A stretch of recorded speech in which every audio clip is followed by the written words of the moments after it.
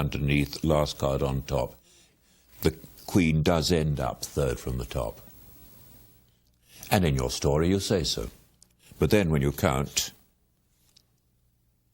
you're hiding the queen, the blank shows up. So then you have the little bit about, perhaps that is the queen, but the face is worn off. No, he said, the queen's at the bottom. It really is. And you count again, and there's the queen. Now you go back into the original routine. You put the queen third from the top, show that it's 1, 2, 3 from the top, count, reversing the order, ask where the queen is, he says it's second from the top, and you show no. You don't show all the cards blank this time. You simply say it's on the bottom, and if I rub the cards, the face comes back, and there it is. Now into the double lift part. Turn it over, put it between the other two cards, count to show the queen.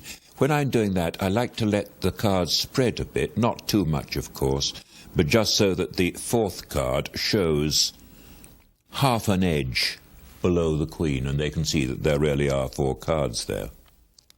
Let's just bet 50 cents. Now, where is the face-up card?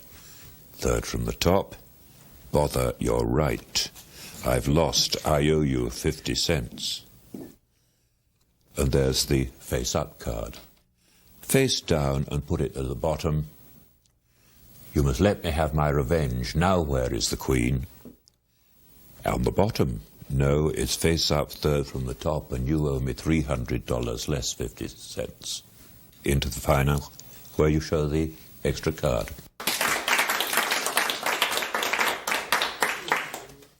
When I first started going among magicians, I hung around George Davenport's counter on a Saturday morning, and we'd meet, and then we'd go to a cafe, and we'd make 1 cup of coffee, last for 3 hours, and then we'd go on perhaps to Harry Stanley's, and later on, when Ken Brooke went independent from Harry Stanley's, we'd go on to Ken Brooke's Magic Place, and so on. When you think back, it can be very difficult to work out when you first met somebody. But during those times, I met up with Roy Walton, John Derris, Ted Danson, Bobby Bernard. There were probably many others whose names will come back to me later on. Jack Avis was an older generation than the rest of us. He'd been through the war. The rest of us were younger.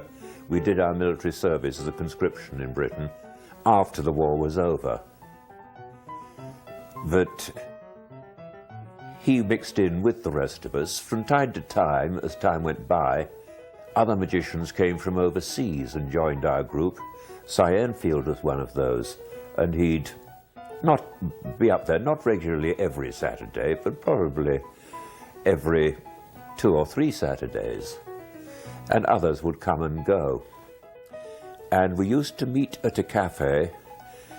I think it was called the Athena or something, but it was a Cypriot restaurant, and we always referred to it as the Sip. And it wasn't until we'd been meeting there for about 5 years that we realized that it was in Vernon Place.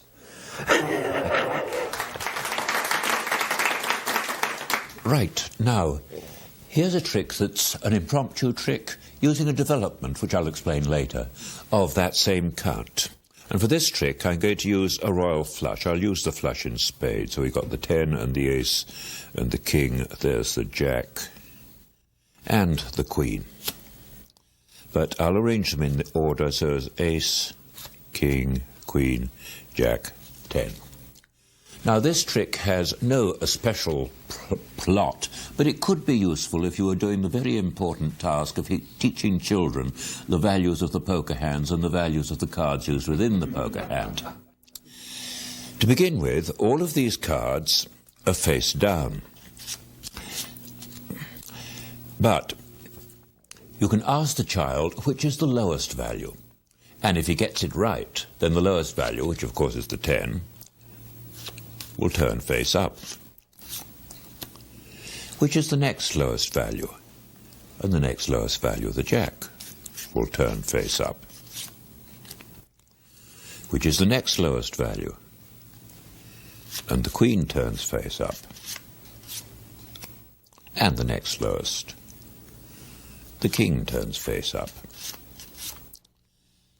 Now, we can treat the ace differently because not only is it the highest value of the 5, it's the highest value of the whole pack.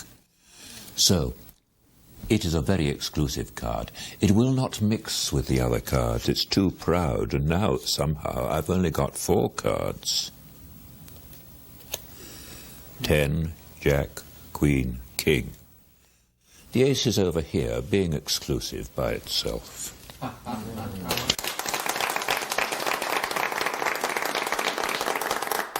Right, this is a variation on the 4 as 4 count, the ghost count. You're counting 4 cards as 5, and sometimes I call this the ever-change count, because you can have an apparent card face up in the middle, which keeps changing, as you saw. Now, there's very little more to the count than there is to the ghost count.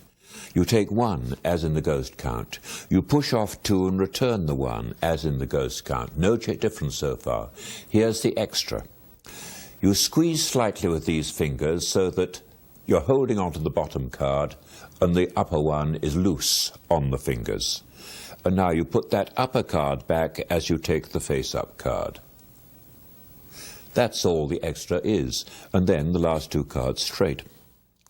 Now, the buckling of the cards might seem rather awkward, but the point is that in nearly every trick you do that uses this count, the middle card is face up instead of face down, or is a different coloured back. There's something different about it, and therefore it becomes completely natural to count 1, 2, pause, demonstrate, take as long as you can to make sure of that buckle, and then carry on. No problem. That's the count. So, to go back to this trick, I got the pack in my pocket. This, by the way, is an excellent trick for unobtrusively switching a pack, just bringing a different pack out of your pocket. I like tricks that end, or the tricks that provide a reasonable excuse for using just a few cards. You get rid of the other cards in the meantime. At the end of the trick, you bring back the other cards. They don't know it's a different pack. But that's an aside. So, you take out a royal flush. You arrange them on the face of the pack in order, because I like the way the cards come up in order. So ace, king, queen, jack, 10, like that. You square up, and you don't take the ace. You just turn your hand and put the ace in your pocket. Now, an exception to the rule I gave just now, at this point, to get the cards to come out in the right order, you have to do 1 initial 4 as 5 count, and that sets them up correctly. So, you point out that at the moment, all the cards are face down. That was the ever-change count. Now, you can take a break above the bottom 2 or below the upper 2, whichever way you prefer to look at it. Any patter you choose. And then I'm covering the turnovers when necessary by twisting and turning actions. So what I'm doing is, in fact, doing the turnover of the 2 cards underneath and then going straight into the twist. That's my true position now. Count the cards with the ever-change count. There's the 10 face up. No extra movement, but for consistency we'll do another twist. Count the cards again, and automatically there's the jack. Now we need to turn the whole packet over. Put the cards in your hand, cover as you turn the hand over. So you're reversing the cards under the cover of your right hand, push them through with your thumb. You can take them like that straight into ever-change count that shows the queen. And now, again, unnecessary, but to repeat the flourish for consistency. And the king turns face up. Now, I don't use any subtle moves for writing these cards. I just push the king back a bit so that it's square with the face-up queen beneath it. And while I'm talking, I just take them out and put them on the top. Then, the ace vanishes. You can count the cards fairly. If you want to show them in complete order, separate into 2 and 2, because in fact if you don't do that, they're in this order. Separate 2 and 2, and then you can put them back in that order, and they're all nice in order once more. Reach into your pocket and pull out that ace.